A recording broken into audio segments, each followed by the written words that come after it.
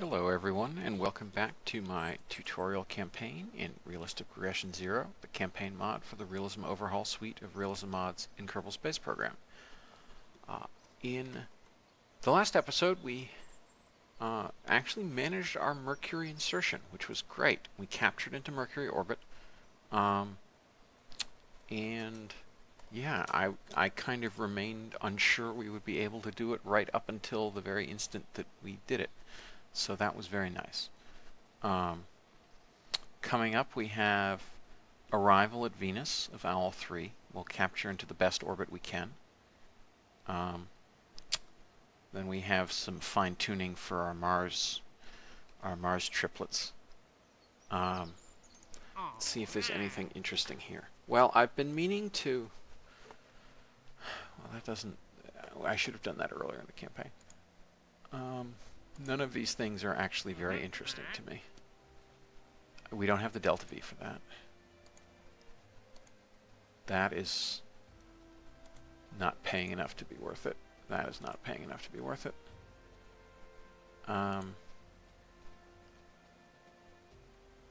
That feels like cheating if we just switch to one of our Mars landers and transmit that science. So that's not worth doing. That is never happening in our lifetimes. And these are also quite unlikely to ever be plausible. Just for the sake of argument, I want to know how much it would cost to do a direct injection to Neptune and Uranus. So let's see. We're going to go to our thing in the plane of the moon, which is close enough to the plane of the ecliptic. And we're going to see when the next launch window to Neptune and to Uranus are, and how expensive they are. We want advanced transfer to another planet. Zoom way the heck out. Saturn. That's Uranus. Set as target. Okay, so in 281 days, we have a window. However, the transit duration is 21 years.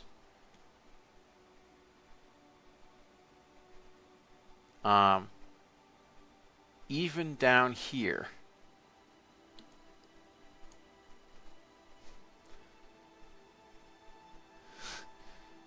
the transit duration is 5 years. So I'm thinking this may not be really a plausible thing to do. We probably should save that for a grand tour mission later on where we do a flyby of all the giants like was planned for Voyager. Voyager did. So,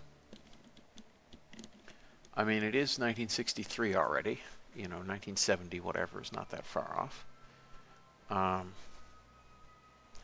Although, it is not... I mean, the problem for this is the burn time, really. The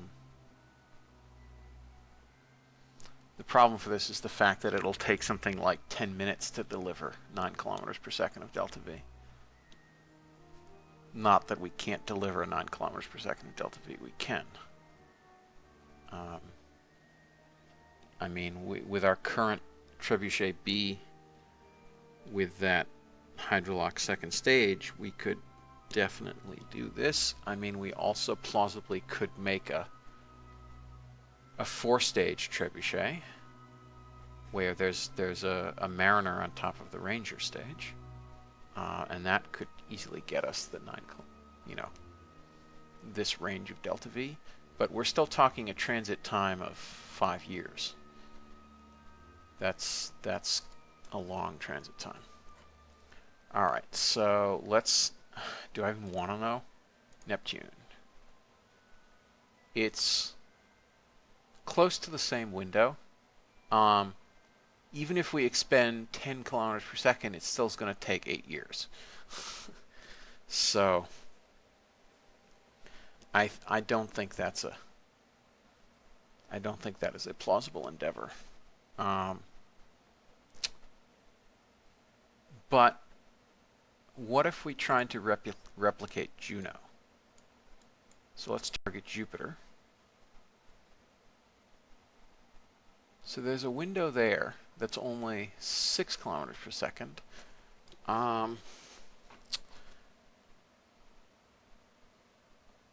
Although I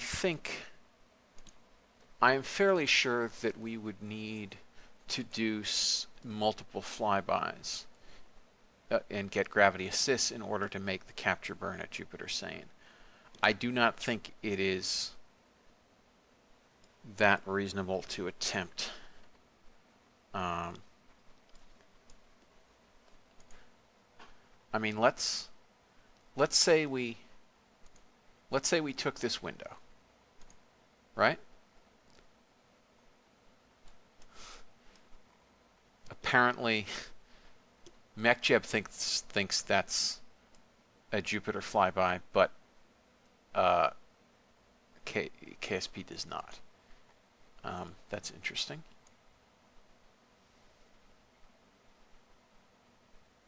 Let's try that. Create. Nope, that's interesting.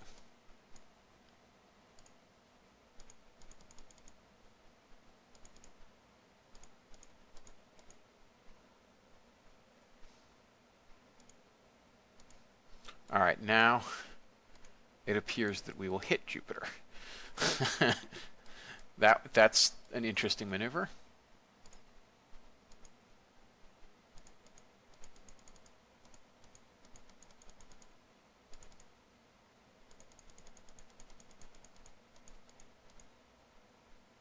All right. What kind of assist does that give us?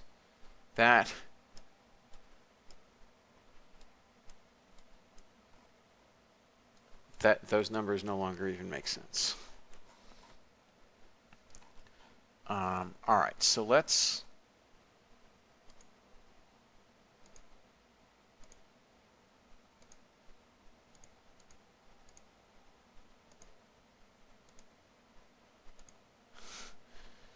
none of this makes any sense at all. But let's try to perform some kind of capture burn here. Let's say it's 8 kilometers per second.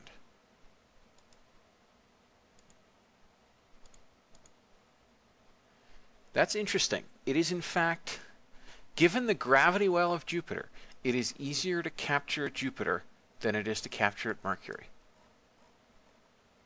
However, that level of delta V is going to be something like probably 8 tons. And we would be hard-pressed to throw 8 tons to Jupiter, given that that requirement was about 6.4 kilometers per second, which is rather more than the 5 kilometers per second to Mercury. But it does give me an interesting idea of whether I actually want to try to send a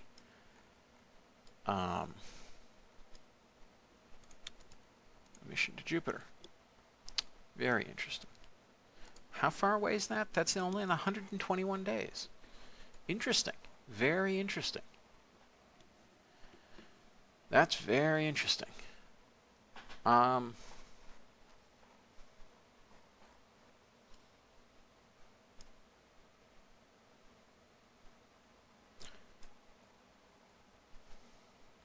What I really want to do is get even lower.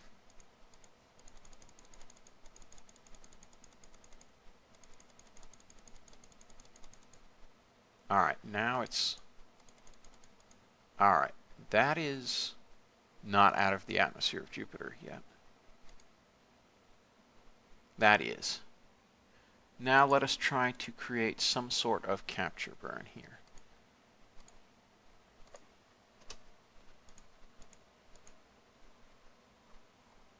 That's interesting. Capturing a Jupiter apparently on this transfer is ludicrously cheap. Look at that. 2 kilometers per second delta V and Probably don't even need that.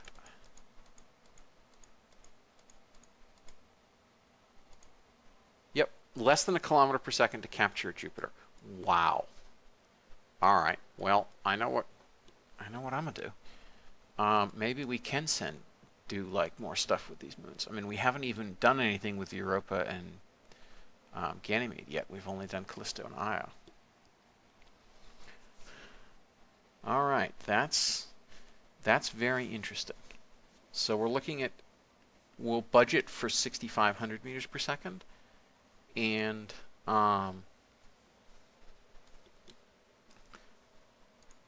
we want to capture into, let's see, that's 1167, 1158. That's a 20-day orbit, it looks like. That's a reasonable orbit. Then we can aerobrake on down. Can also do a plane change to get in the plane of all these things. All right. Well, didn't expect to be doing that, but that's fine. That's in 121 days.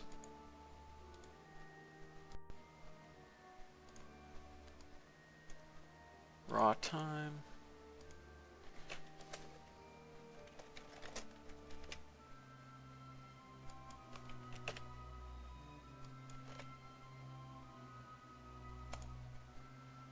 All right, well, that's interesting.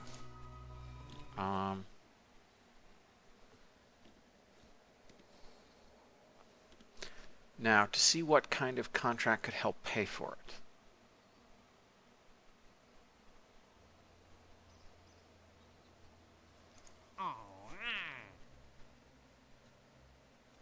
Polar orbit of the sun. No. Not just no, but lol what? No. Not happening.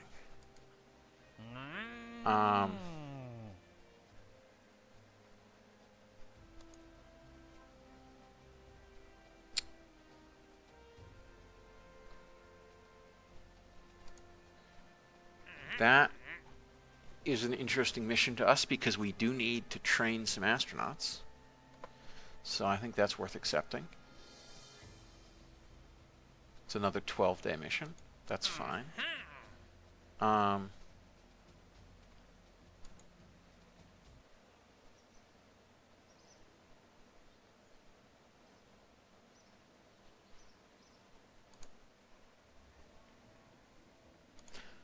We have a pilot we can hire. Okay. So now let's look. We have 1, 2, 3, 4 scientists, and we have 4 engineers and 1, 2, 3, 4 pilots. All right. I guess he's a Russian immigrant. Not sure why the culture thingy was failing in that case. But whatever.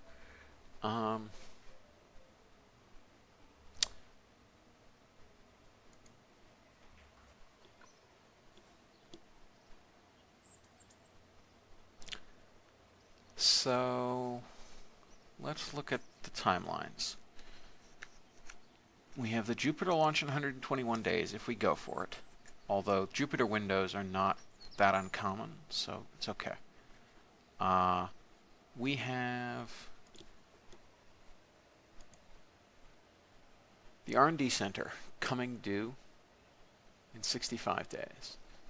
Another 20 plus days beyond that, we'll get early space stations, the tech, at which point we can start designing our space station.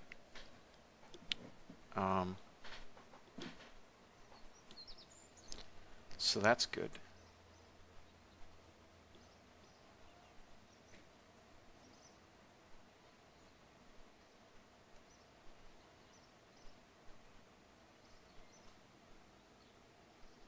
Okay. So let's go ahead and we'll queue up another low Earth orbit Labrador. We have enough delta V. I think we could just send it on a true polar orbit. if we wanted to, but we might stay with what we've been doing. This would make it Labrador 11. Where are we in here? Labrador Block 2.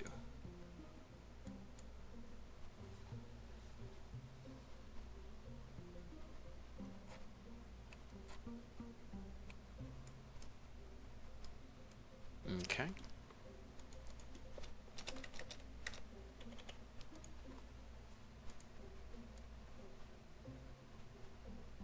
Oh, right. Let's check out whether the staging is all correct. Is the staging all correct? I think it is. Did they? Oh, they don't even start disabled, so they should start disabled. All right, that's fine.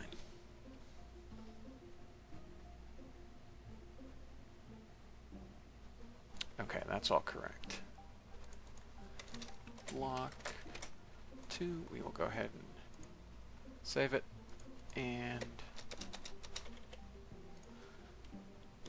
all right, now we'll build one of these. It's fairly cheap, all things considered.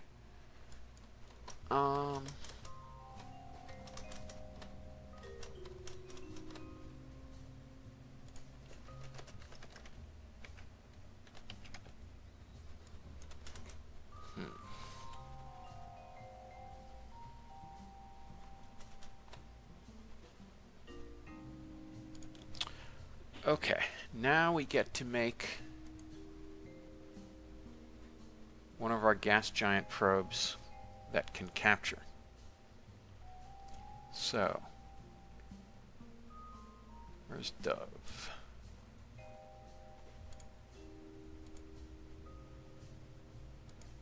Let's load up Dove 1.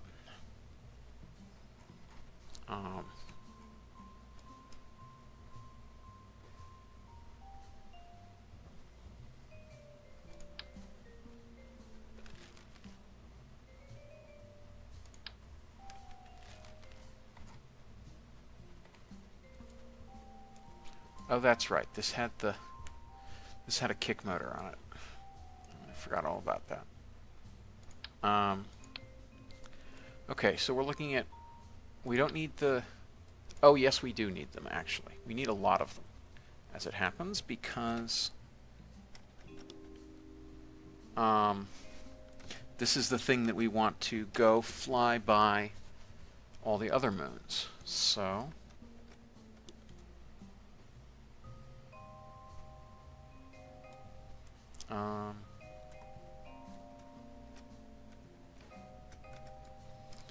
let's see, we'll put one pair here, put one pair here. All right, and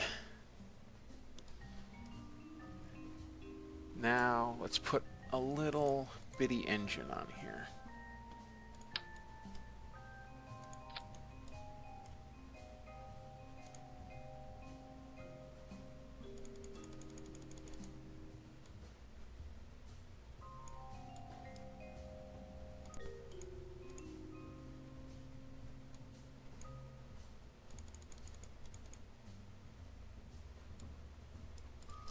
Okay. And these get to go up to TL4. This goes up to TL4.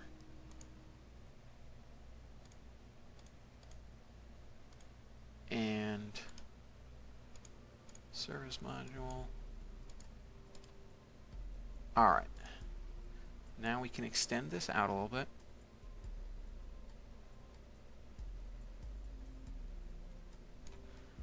Okay. So that's a kilometer per second of delta V. Now,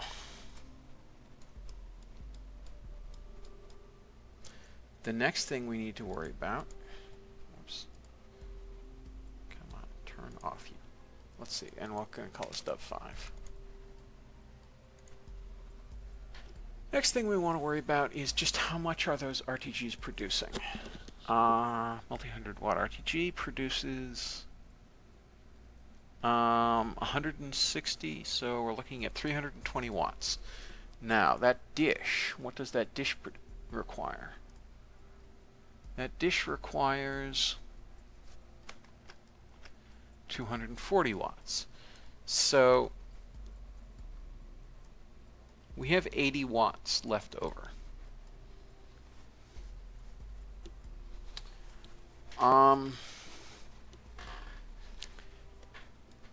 That means we will need to use the satellite bus rather than what we did for Mercury and bring along an avionics unit.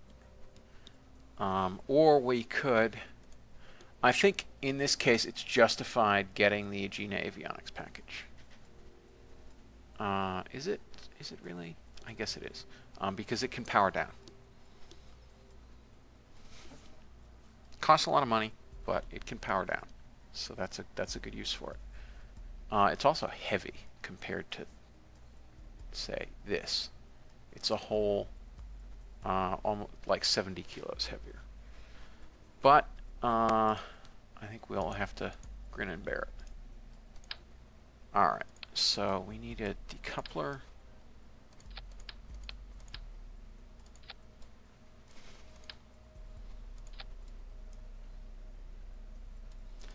And I think we're going to want to do broadly what we did for the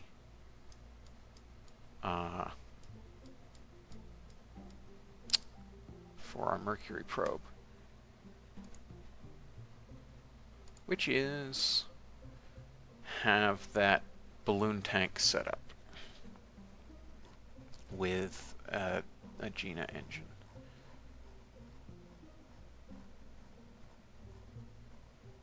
And hope we don't have to do much in the way of course corrections.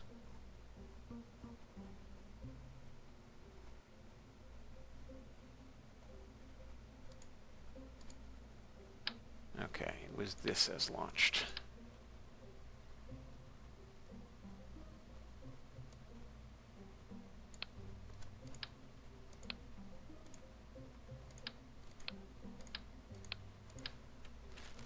Okay, there's that, and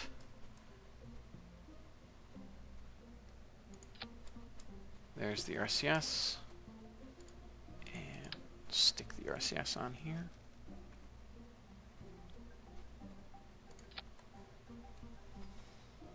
Okay.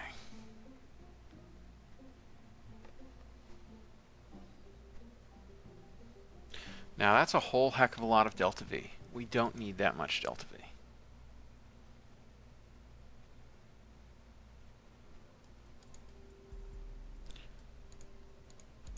What about, 3 minutes?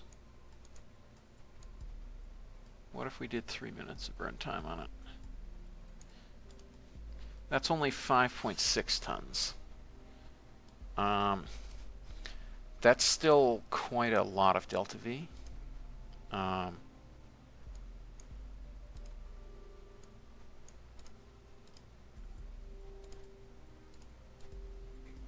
So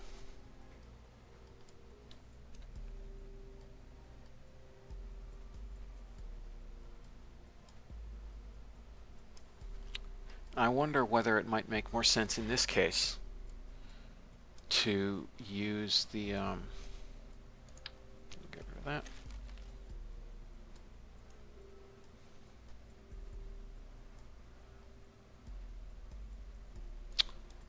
Might make more sense to use something with unlimited restarts.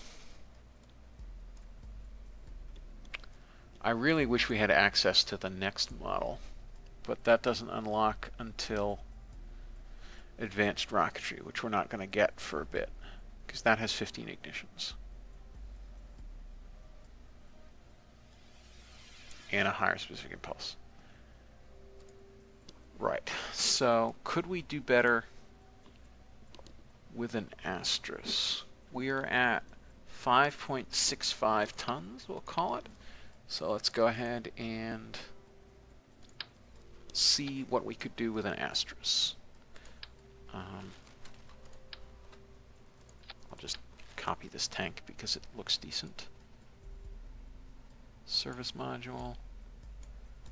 And asterisk. Whoops, wrong thing. I really want the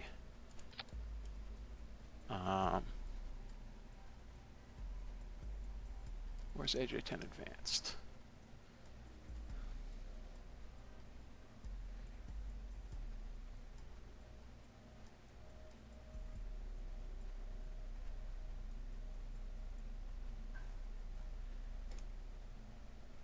Yeah, that's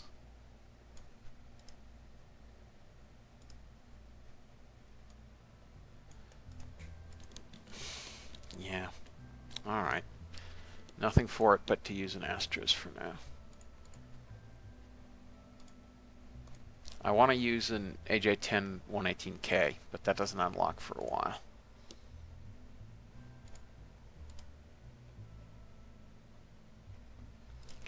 All right, so we're getting let's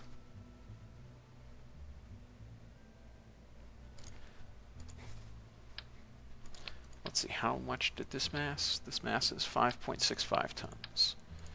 This whoops, I'm going the wrong direction, aren't I?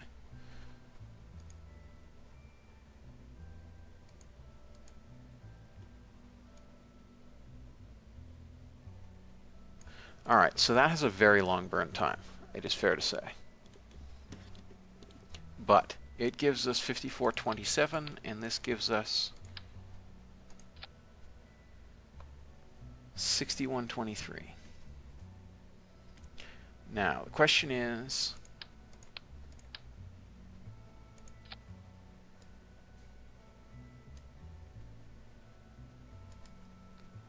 that is, again, probably too much. We were talking only about like an 800 meter per second capture burn. So let's go down to about here, which is 4 minutes of asterisk burn. That's 4 kilometers per second of delta V.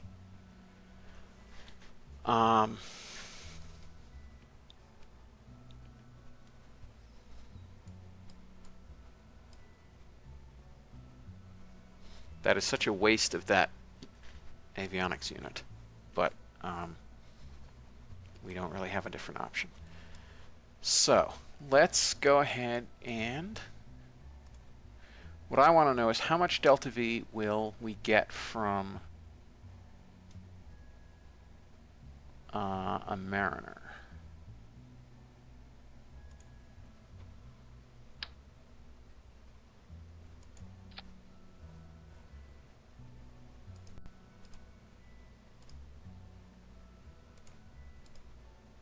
Okay, and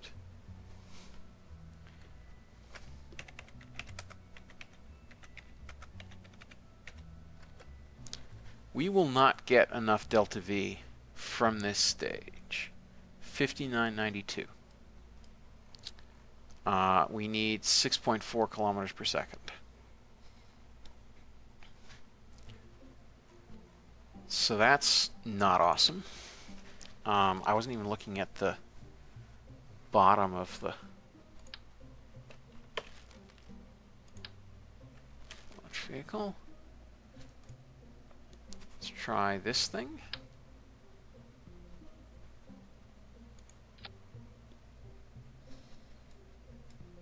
Okay. This looks more reasonable.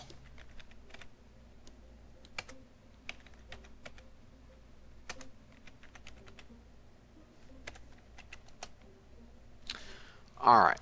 So this gives us an extra kilometer per second of delta V.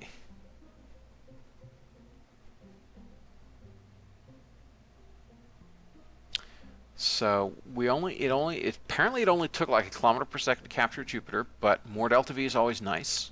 It means we can go visit other places even more. So let's expand this out a little. Let's say a 6-minute burn time on the Astros. And what other science instruments can we add that we haven't already added? Well,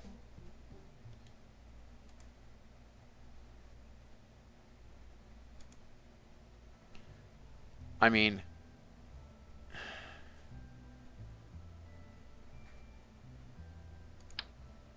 we could add this, but we might have to consider that would require us to be able to capture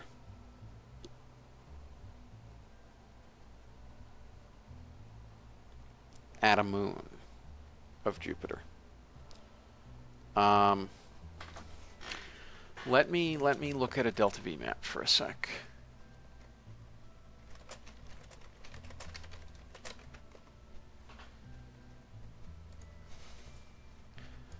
Usually delta V maps aren't super helpful, but sometimes they are helpful.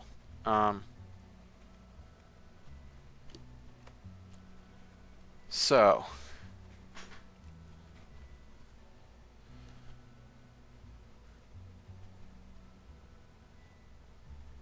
I do not think it is realistic for us to presume that we can capture at Jupiter. That's not a problem. But, and we can do flybys of the various moons. But what we cannot do, absent a truly stunning number of gravity assists, is capture at any of the Galilean moons. I don't think that's feasible.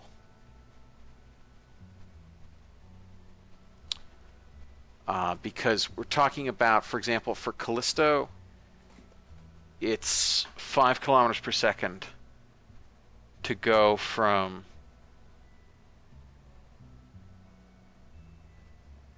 some kind of Jupiter orbit to a Callisto intercept. I'm just skeptical that we could build a probe with the delta V needed to do that. It's just, yeah, I don't know.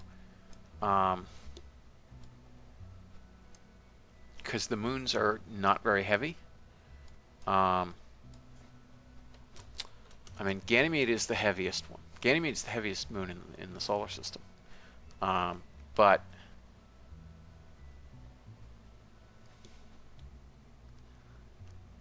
we're talking about, you know,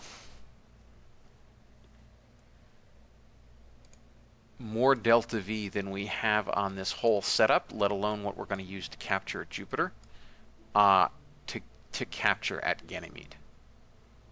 So I feel like that is probably not a plausible expectation. So I think that probably the best we can do is just have a Jupiter orbiter and then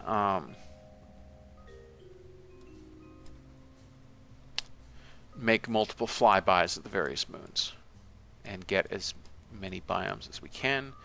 We're taking 4 biosamples such that we can do biosamples both low and high at Europa and Ganymede. And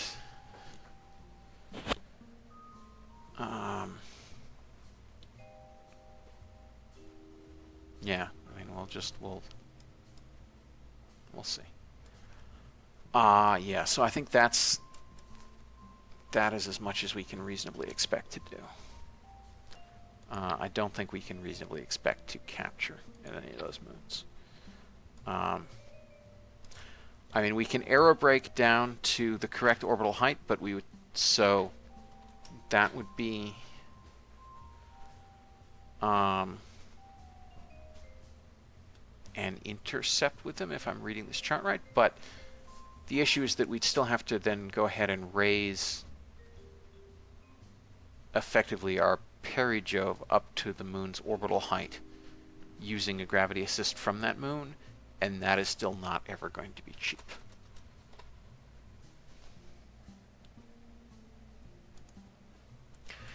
However, the other thing we could consider doing with this whole stack, although I don't think I'm going to do it on this launch because we're already, I mean, this is already 4 tons, is we could send some sort of Jupiter entry probe and go into Jupiter's atmosphere. Now, the problem with that is that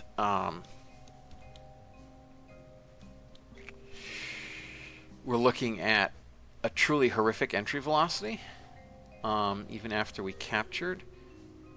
So we would want a large heat shield with a very light probe behind it, basically.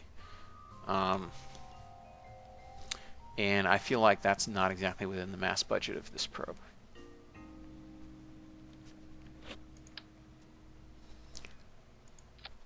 So, yeah, I think we're best leaving things like this.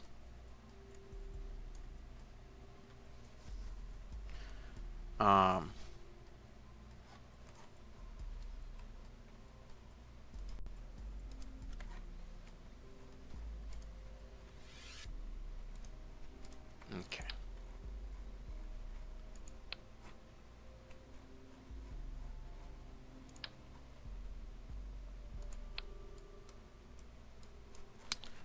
All right. This is expensive, but it will give us ridiculous quantities of science from those other moon flybys. And if we can manage to set things up right with those flybys to change our inclination, we can get some Jovian polar science too, which would also be awesome. And I mean, we have enough delta V that we could just burn to change our Jupiter inclination.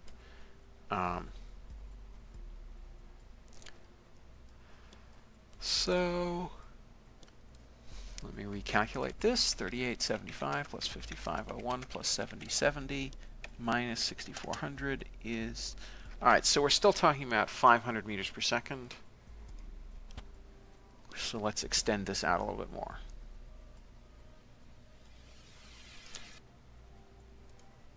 And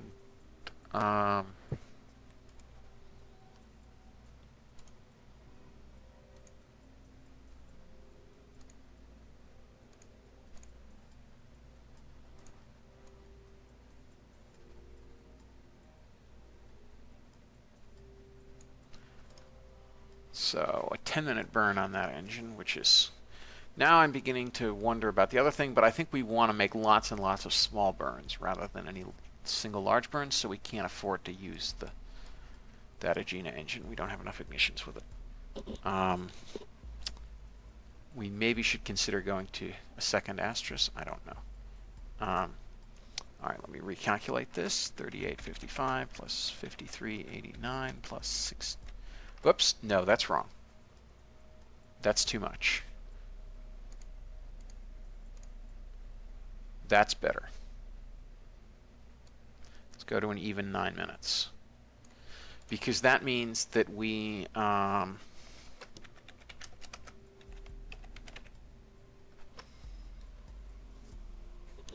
believe that means... That may be even still a little bit much. We may need to go down to 8 minutes and 30 seconds.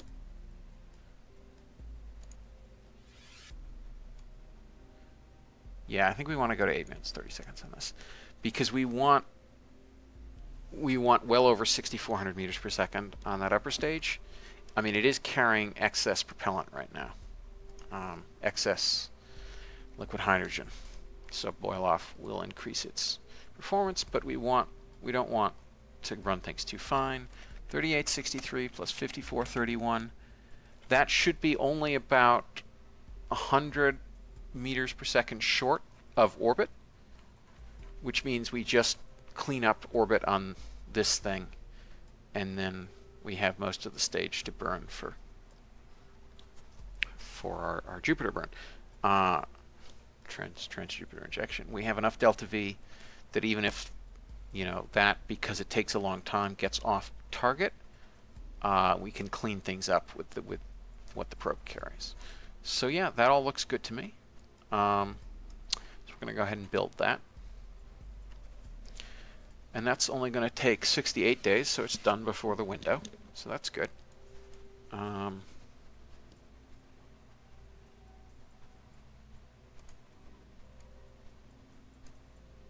we'll build that.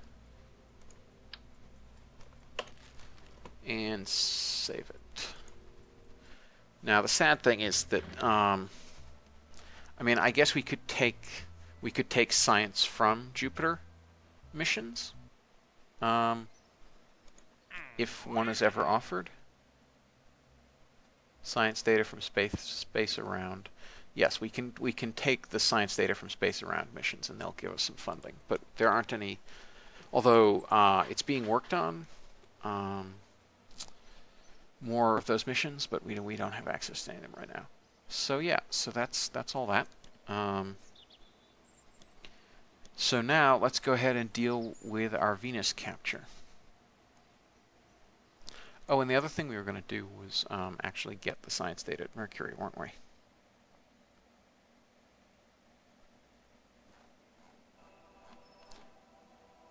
Sparrow 5 probe. What is that? Oh, I know what that is. That's that thing that didn't capture at Mercury. That is the Agena-based thing that we burned to exhaustion. So we're going to mark it as debris. Now let's go ahead and look at Sparrow 5.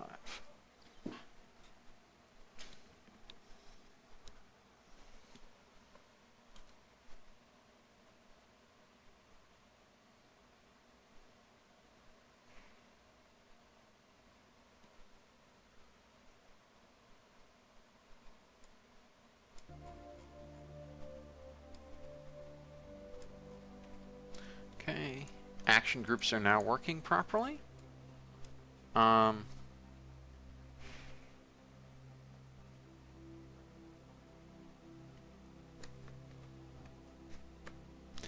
Let us see if we get any other biomes.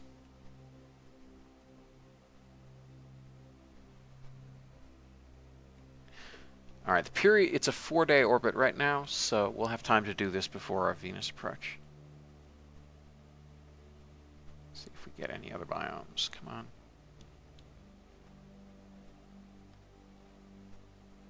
I'm fairly sure we already got the Midlands. And that was the only other option so far.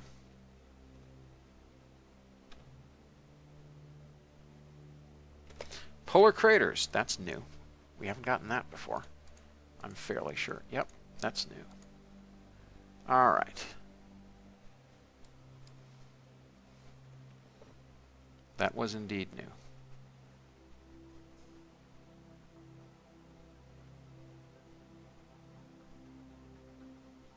We're still traveling south. I guess there's a lot of polar craters.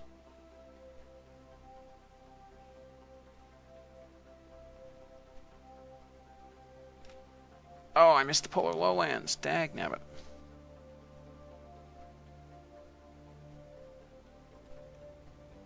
Well, we'll get them on the next pass, I guess.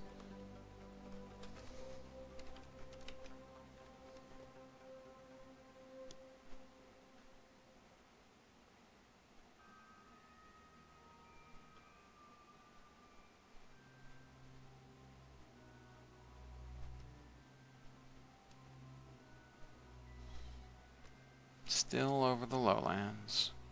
So many lowlands. Space just above Midlands. We've already got that.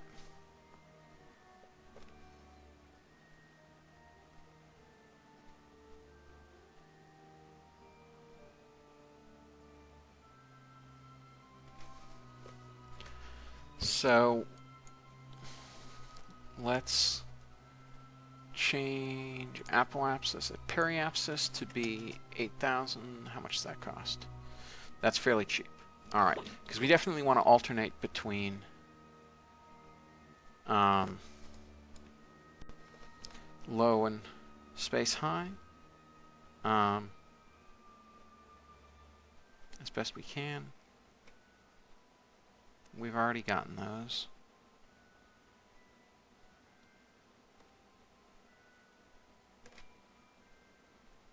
Highlands, did we get them? No. That's new. Excellent. More science for us.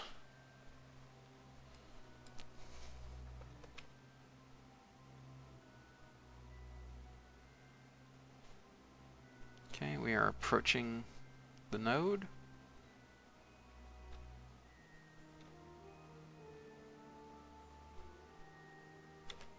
Old craters. Is that new? Yes, it is. More science for us.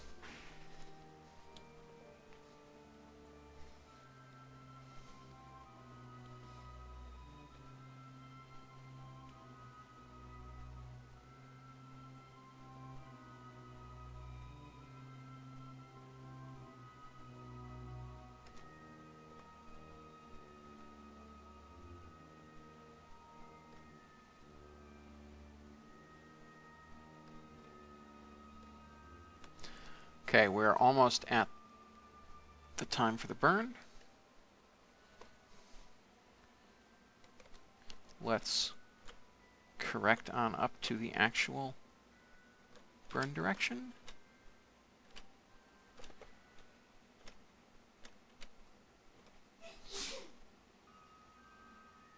Oops. Okay.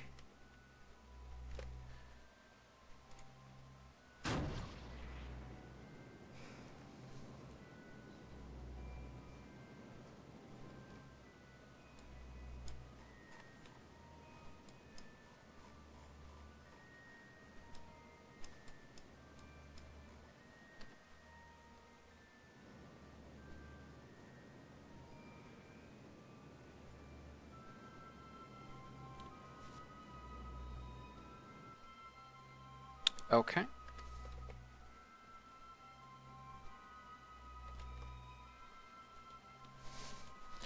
Now we've lowered our orbit significantly. We're now in a 6-hour orbit.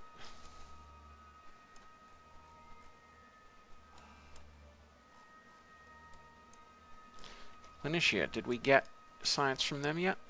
Yes. Alright.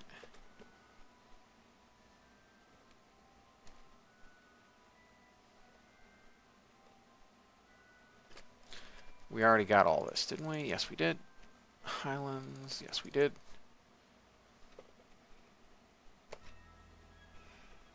Midlands, Highlands. And I'm certain we got the lowlands. Yes, we did. Alright. See what else we can get here.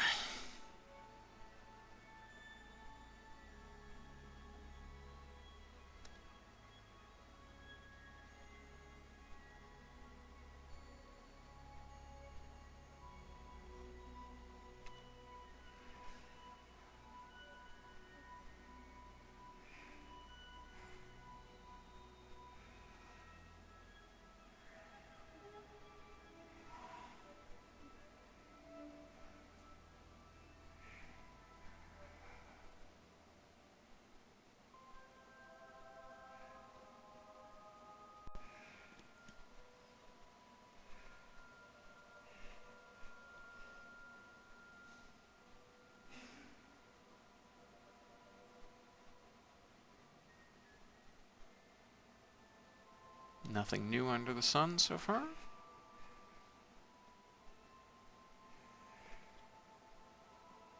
Still the same set of 3.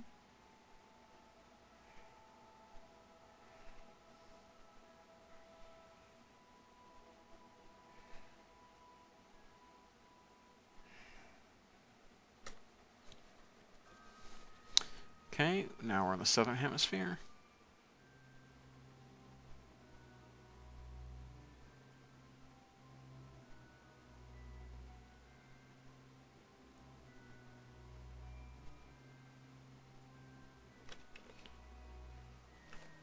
Okay, did we already get this? Let's see. Oh, we don't have connection? Oh, that's annoying. Why is connection blocked? Where's the Earth? The Earth is... Oops.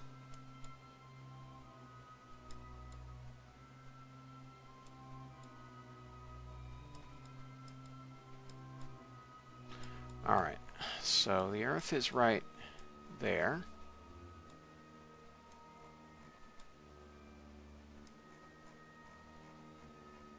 Okay, so we are in the shadow of Mercury.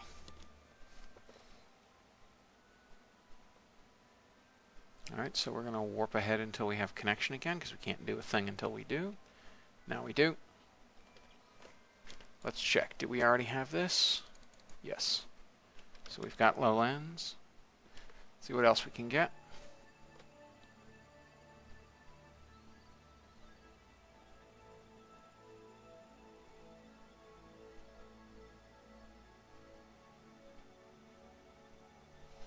Still lowlands.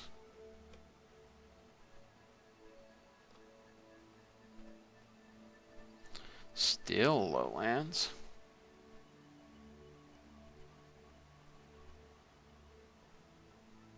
Midlands. Let's see if that is any different. Nope, we already got that. That was kind of expected, because they're so common.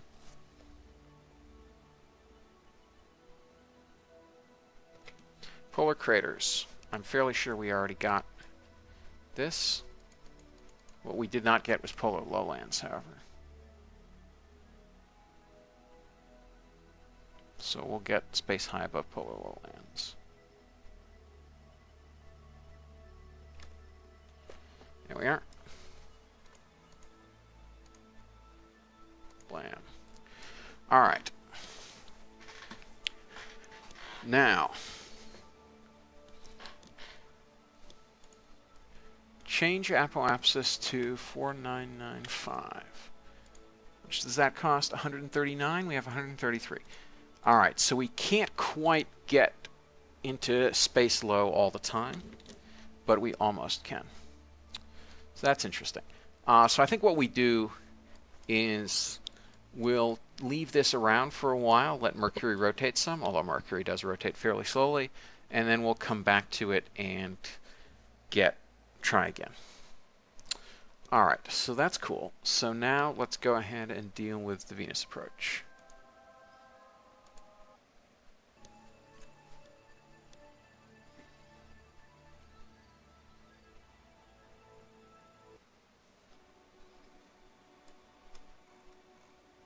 Okay. Now, we can remove this alarm because we're already on it. Venus. Focus. All right, so that is the lowest possible periapsis. Now, what I'm interested in doing is seeing whether how much it would cost. Oops, one day. Move the node closer. All right.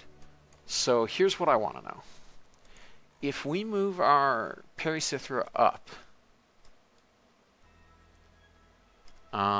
say that's too far.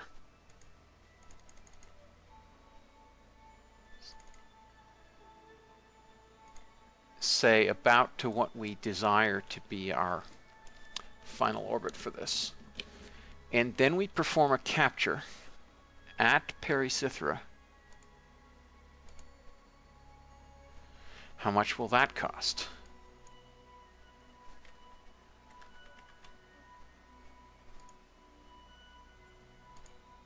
Where'd it go?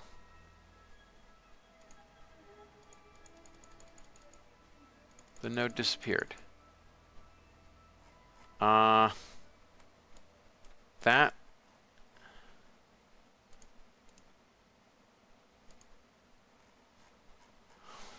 That's...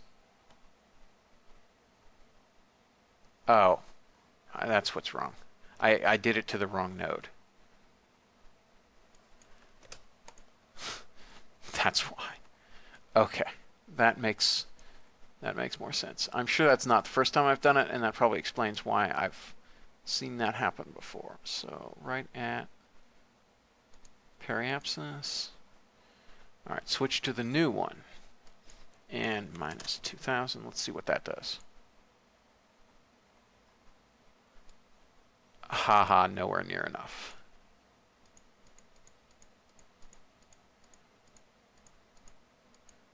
All right, so yes, it is more efficient to come in very, very low and then raise our Pericithera up than it is to come in at the desired Pericithera and try to capture there.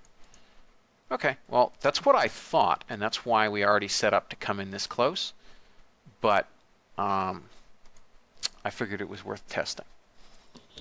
So, yeah, that was pretty much as expected. So we're just going to warp our way on in.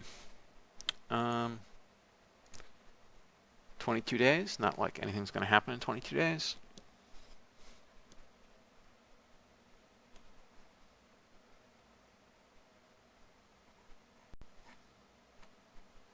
As we slowly approach the SOI boundary.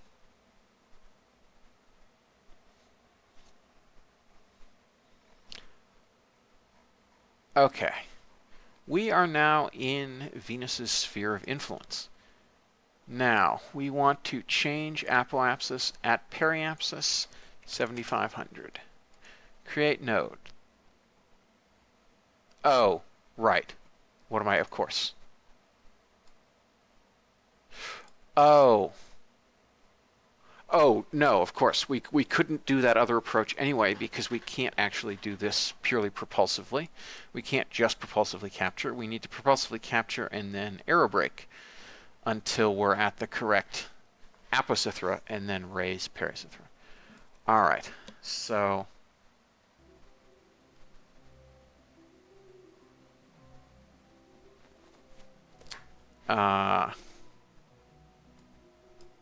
we can go ahead and I think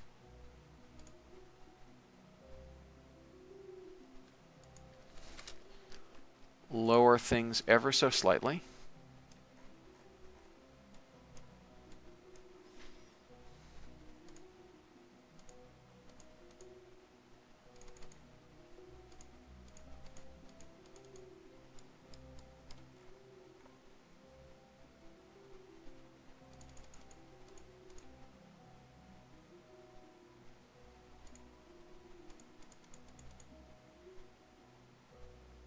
One 73, 171.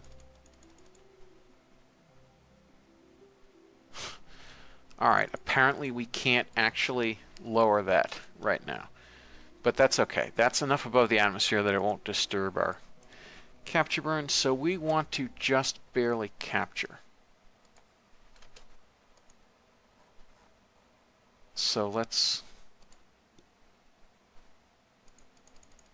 do that thing.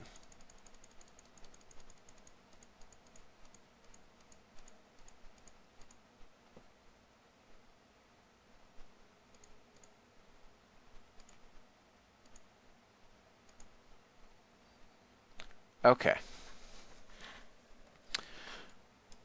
So that is an 1840 meter per second capture. That still leaves us a fair amount to raise apogee. We are in a perfectly, well, 0.25 degrees off perfect, 0.025 degrees off perfectly polar orbit. So that's cool. So let's go ahead and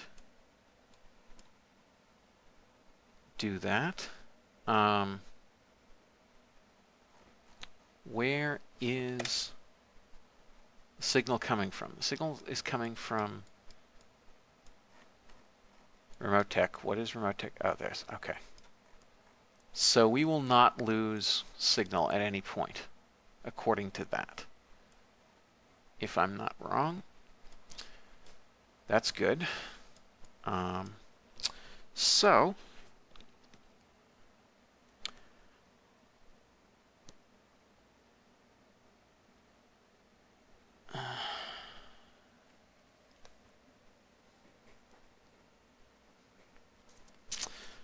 now, do we let MechJet burn this so that there's that radial component, or do we just burn pure retrograde the whole way and not waste anything on radial, but then also end up changing.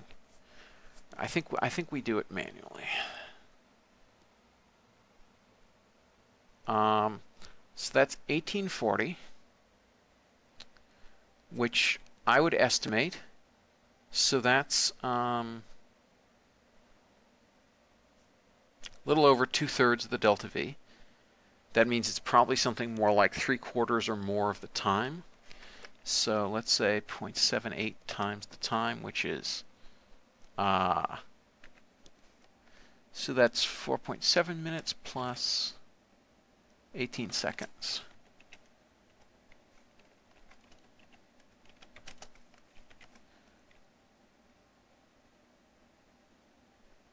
Okay. So it looks like my estimate is it'll be a 5-minute burn, which means about 2.5 minutes before the node will start burning. So let's warp on in.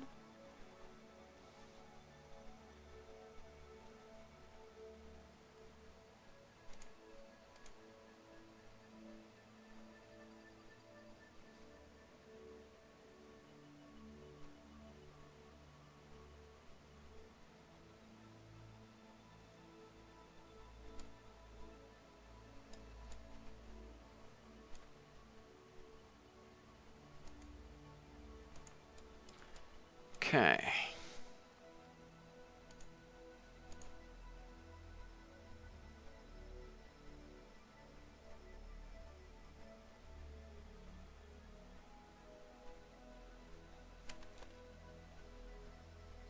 And we'll just manually warp this.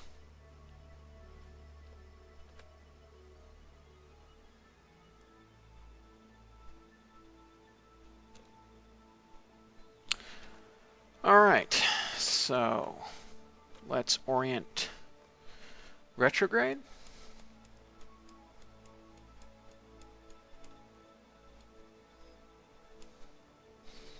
I think Greg Moon had some changes to this that I never actually added, so this will not look as pretty a capture as it might otherwise be. Okay, and we're actually in the altitude band now, so we might as well extend the antenna and start our scan. We've actually been in that for a while.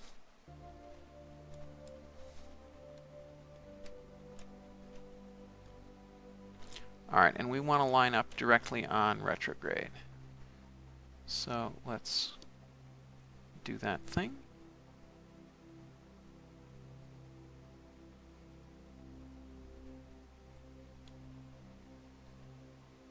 Okay, and at 2 minutes and 30 seconds, we'll start our burn. Start our capture burn. Because that's my estimate of how long this will take.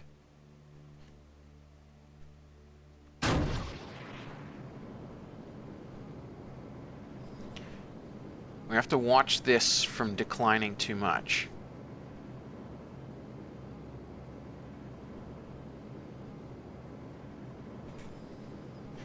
The atmosphere is at what, like 130 kilometers here, I think? So we don't want to get too close.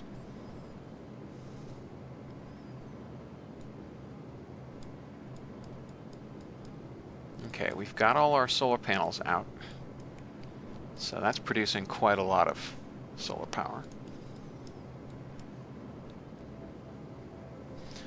Alright, so I may have overestimated slightly how long the burn will take, because if KSP is saying it'll take 5 minutes and 28 seconds after we've been burning for 20 seconds? No. Oh yeah, no, actually I think my estimate was right, just about right on. That's good. That's good. So here we go. We're capturing at Venus.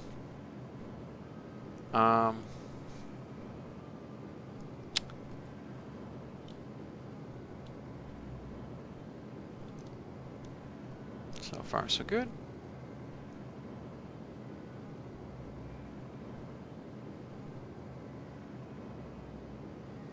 Okay, we've stretched our periapsis about 10 seconds further into the future than it used to be by burning retrograde. So that's interesting. Hopefully our RCS isn't actually doing much of anything, which it does not seem to be, which is good.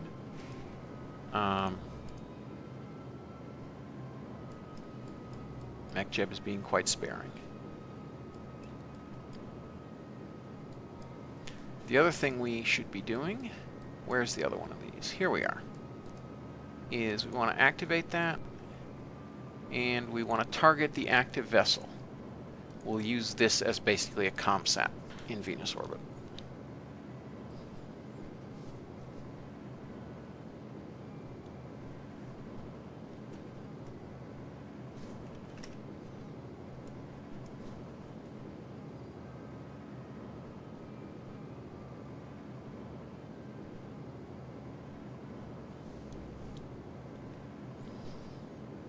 Okay, so this is a fairly long capture burn, but it will work. I trust. We have 1 kilometer per second left to go. So it looks like I slightly underestimated the burn time, but we actually passed periapsis at exactly the right time based on this delta V gauge. So that's fine. Whoa, what just happened? Oh, I must have bumped my throttle, which meant it started listening to my actual plugged-in throttle, which meant that it killed the engine. All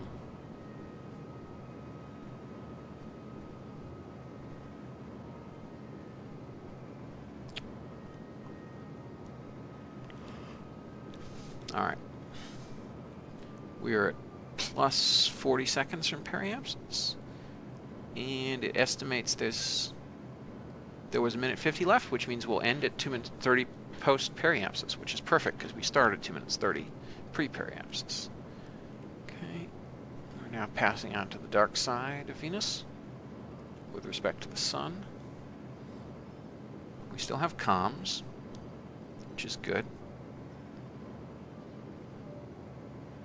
It's fine that our periapsis is lowering. We're going to have to lower it anyway at apoapsis to do the aerobraking. So that's fine.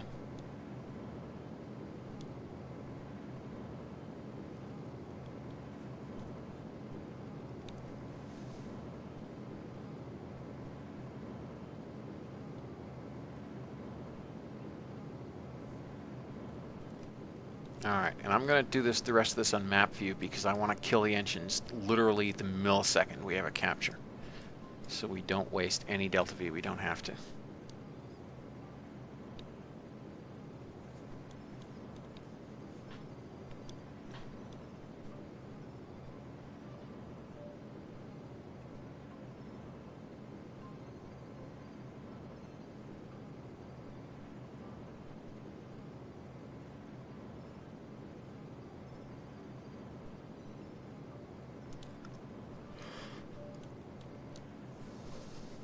Meters per second, it's estimating left on the capture burn.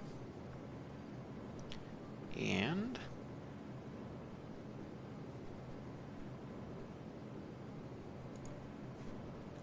bang. We have captured at Venus. Our inclination remains what it was.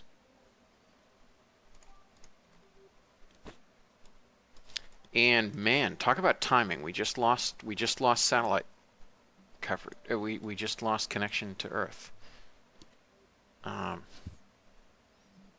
That was interesting timing. It is almost a 20-day orbit. So, yeah.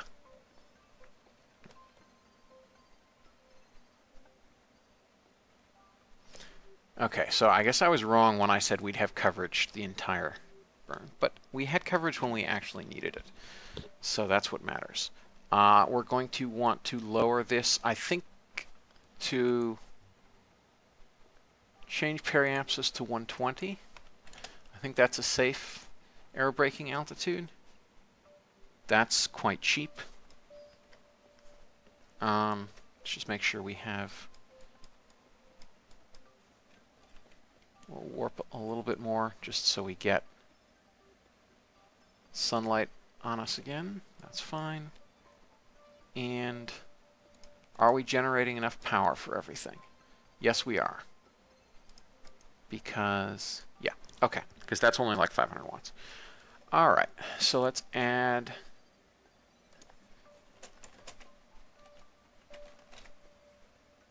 an alarm for that. Note that despite us already having captured, we're on such a high period orbit that it's after all the Martian fine-tunings.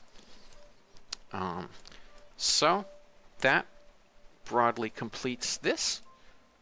So I'm going to go on into this episode here. If you're watching live, I'll do the next episode right after. If you're watching on YouTube, you will be able to go on to the next episode right after this. So thank you everyone for watching. I hope you enjoyed this episode. I hope that it was helpful, learned something from it, and I hope to see you again soon. Thank you, and bye-bye.